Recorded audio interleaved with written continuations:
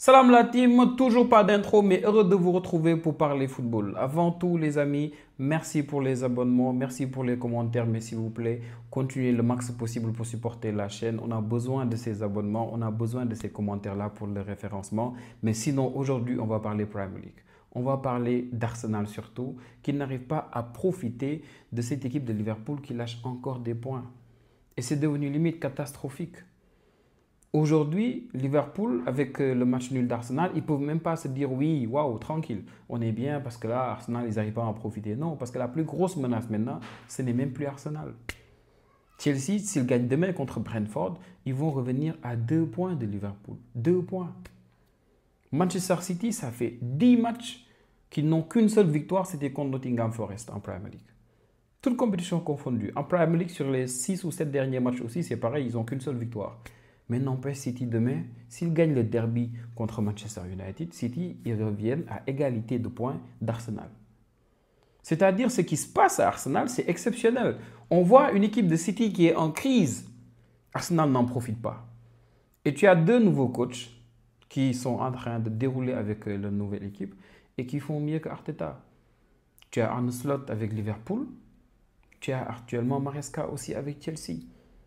Et c'est très grave pour Arsenal dans la mesure où, après ce long bataille-là, au fait, avec Manchester City depuis des années, tu te dis naturellement, s'il y a une équipe à profiter de la méforme de City avec l'expérience que cette équipe a eue ces dernières années, c'est vraiment Arsenal.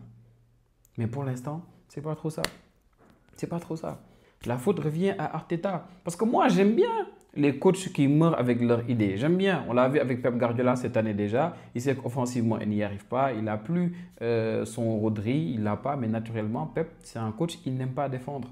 Donc, qu'importe ce qui se passe, il ne va pas se dire d'accord, je vais beaucoup défendre maintenant ou bien je vais ajouter un défenseur de plus. Non, non, non, non, non. Il continue sur sa logique d'être une équipe offensive. Qu'importe ce qui se passe.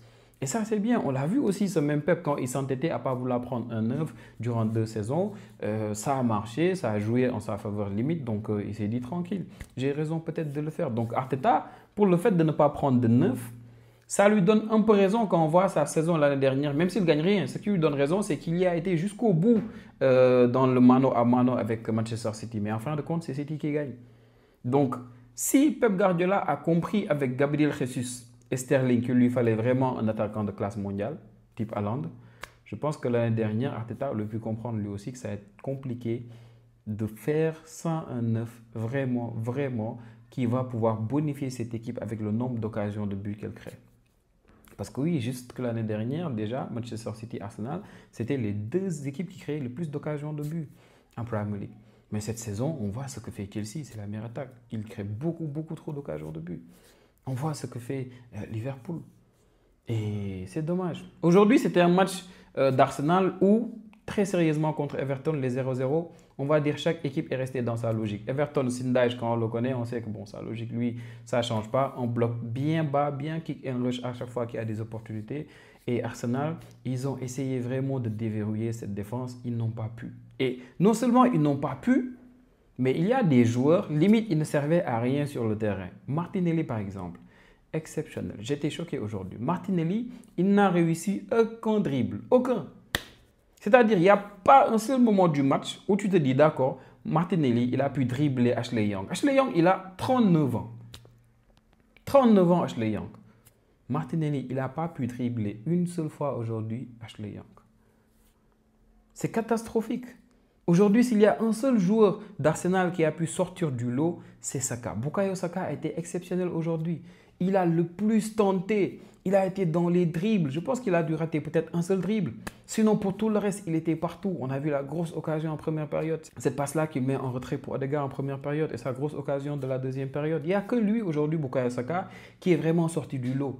Sinon, le reste, c'était compliqué. Défensivement, heureusement, aujourd'hui, il n'y avait pas du Thomas Partey sur le côté droit. Heureusement, je vous avais dit sur le match en Ligue des Champions Arsenal contre Monaco, je vous avais dit que quand j'ai vu le boy Lewis Kelly sur le côté gauche, je me suis vraiment dit que là, c'est bon. Arteta, il a vu l'alternative à Thomas Partey si tu sais qu'actuellement, tu n'as pas un latéral droit. Tu mets Timber sur le côté droit, tu mets Lewis Kelly sur le côté gauche. Et aujourd'hui, c'est ce qu'il a fait. Heureusement aussi, il y a eu le retour de Gabriel. Donc naturellement, aujourd'hui, c'était une défense vraiment bien top d'Arsenal. Mais offensivement, Ce genre de match-là qui te font te dire qu'il y a vraiment des joueurs qui servent à rien à Arsenal. Sterling, par exemple. Quand on voit des matchs aussi catastrophiques de Martinelli, par exemple, sur le côté gauche, quand on voit que sur le côté droit, tout marche bien, Timber a été top sur le côté droit avec Saka. Rien à dire. Mais sur le côté gauche, c'était terrible de voir de longues phases de possession où ça se termine sur le côté gauche, où Martinelli n'arrive à rien faire avec cette balle. Et tu te poses des questions, mais Sterling, il est là pourquoi? C'est-à-dire Sterling, il est mauvais au point où, même quand on sait qu'il se repose beaucoup trop, même quand on sait que l'Arsenal sur le côté gauche, ils n'y arrivent pas, tu préfères mettre juste Trossard et Sterling le laisser sur le banc, alors qu'il n'est pas blessé. Donc aujourd'hui, c'est une équipe d'Arsenal qui ne pouvait rien faire. Et malheureusement, dans le jeu aujourd'hui, Arsenal, c'est comme les 3 derniers matchs. Les 3 derniers matchs d'Arsenal en Premier League, ils n'ont pas mis de but dans le jeu.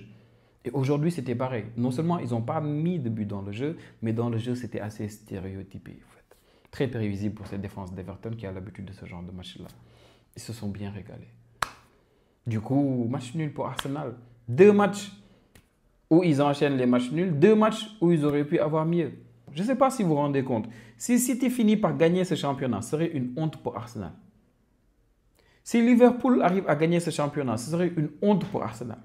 Si Chelsea arrive à gagner ce championnat, ce serait aussi une honte pour Arsenal.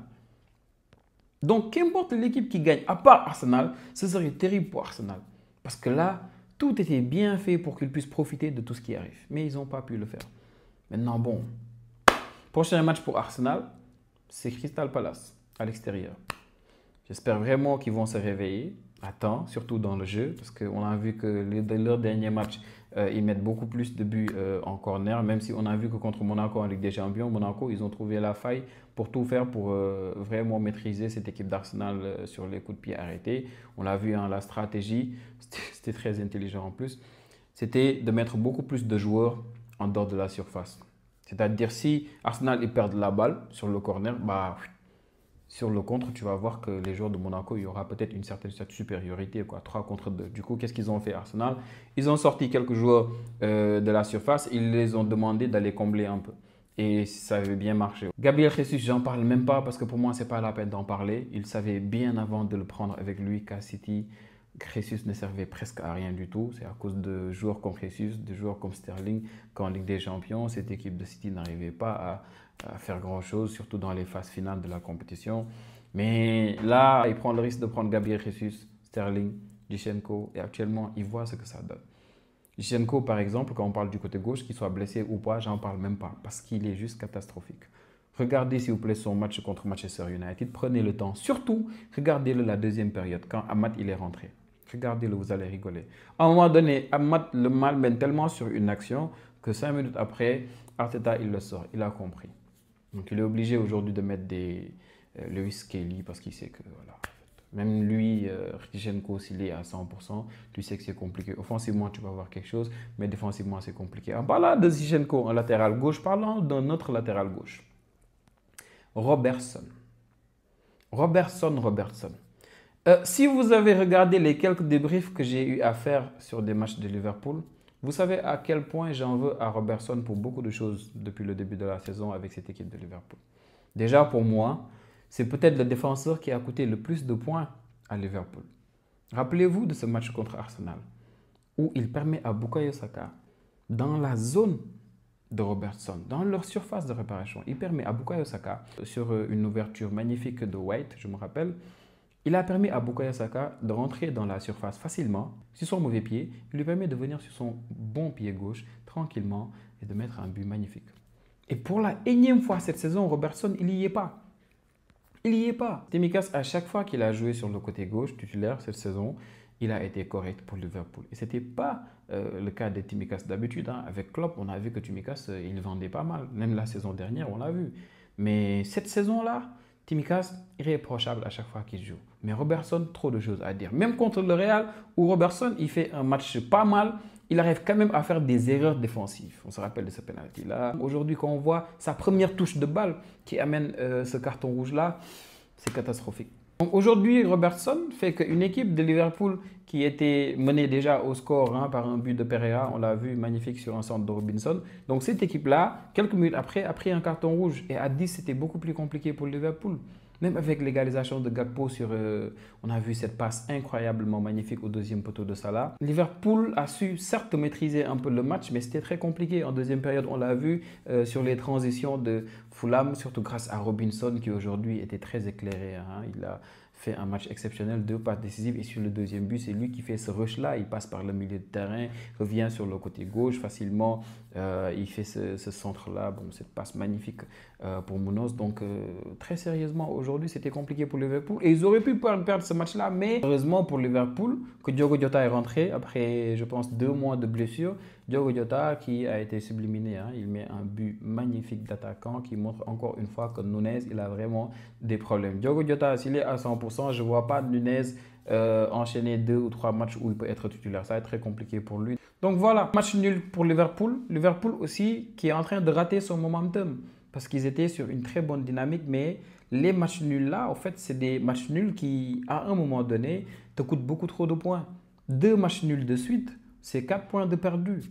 Et quand tu as Arsenal qui n'en profite pas, tu as d'autres équipes qui en profitent. On a vu que demain, avec Chelsea, s'ils gagnent le match, je le disais, ils vont revenir à 2 points de Liverpool, même si Liverpool, ils ont un match en retard. Match nul contre Newcastle, match nul contre Fulham, c'est pour prouver encore une fois que rien n'est joué pour l'instant. La saison, elle est longue.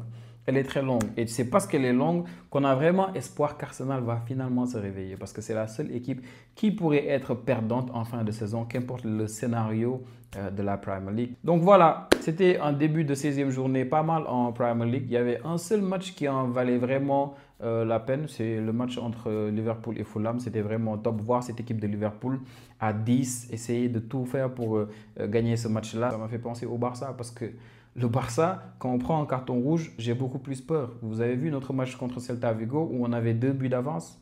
Casado a pris un rouge et après on a pris 2 buts, même s'il y a eu des erreurs individuelles après. Donc voir cette équipe de Liverpool prendre un carton rouge, se réadapter dans le match et tout faire pour aller chercher la victoire, c'était exceptionnel. Surtout dans les dernières minutes, comment ils ont vraiment fait état de siège dans cette défense de Fulham-là. C'était vraiment à respecter parce que c'est des choses, je ne sais même pas trop si je peux me les permettre. Donc aujourd'hui, c'était un match top de Liverpool, mais malheureusement, c'est un match où Liverpool perd encore des points à cause de quelques erreurs individuelles. Et ça fait penser que si Tsimikas revient et qu'enchaîne les bonnes prestations, peut-être que Robertson, qui depuis le début de la saison a coûté pas mal de points à Liverpool, va un peu plus rester sur le banc. Donc Arsenal, encore une fois, n'y arrive pas. C'est très compliqué pour eux. Aujourd'hui, on a eu pas mal de matchs. Mais surtout, on a un match incroyable que je n'ai pas pu tout regarder. J'ai regardé juste la première période qui était assez décevante. C'est 2 équipes qui ont toutes les 2-3 Ligue des Champions, Aston Villa et Nottingham Forest. C'est Nottingham Forest qui reçoit 2 buts à 1. Je viens de voir que Nottingham Forest a remonté au score. Il y avait John Duran, bon, le Colombien, je vous l'ai dit, il va tout le temps mettre son but, qui avait ouvert le score à la 63e, égalisation de Milenkovic à la 87e et Elanga à la 93e. Là, c'est presque la fin du match. Donc, au classement, Liverpool, ils ont 36 points. Juste derrière, il y a Chelsea avec 31 points. Chelsea, ils vont jouer demain contre Brentford. Brentford qui est actuellement 10e. Et si Chelsea gagne, on verra Chelsea revenir à 2 points seulement de Liverpool. À la 3e place, il y a Arsenal qui a 30 points. À la 4e place, il y a Nottingham Forest qui a 1 point de plus que Manchester City. Et Manchester City, avec les 27 points qu'ils ont, ils gagnent demain, ils reviennent à égalité d'Arsenal. Et ça, c'est assez honteux parce que vu la série sur laquelle ils sont City, c'est dommage de voir qu'Arsenal n'a pas su prendre beaucoup plus d'avance. C'était ça pour aujourd'hui, mais ce n'est pas tout. On se retrouve demain pour parler Premier League parce qu'il y a le grand derby de Manchester. Mais aujourd'hui aussi, Rayo Vallecano, Real Madrid. Juste après le match, on va faire un débrief. Et s'il vous plaît, n'oubliez pas de vous abonner les amis, de laisser des commentaires. Donnez-moi vos avis par rapport à tout ce dont j'ai eu à parler, par rapport au score des matchs, par rapport aux joueurs qui vous ont impressionné ou pas. On se retrouve pour la prochaine vidéo les amis, Inch'Allah.